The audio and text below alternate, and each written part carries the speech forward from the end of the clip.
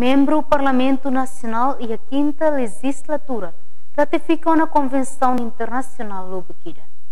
Debehanaram Convenção Tratado, porta-voz do Parlamento Nacional, deputada Lídia Norberta Hateten, da UNE Parlamento Nacional, a relato ratifica Tratado Convenção que relaciona com armas nucleares. Dia 18 de maio foi em Portugal, kita ratifica a Convenção Unida com a proibição de armas nucleares.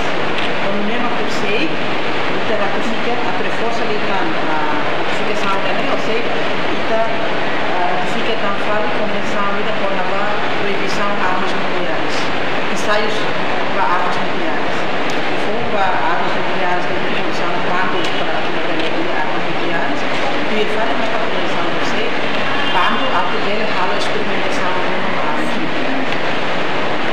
Nem do Nordeste que consegue não tem linha de ver nessa comunidade internacional, vai com a Convenção do Vida. Eu tenho a Rúcara de 2002, a que foi feita até 2002, foi a dia primeiro governo constitucional.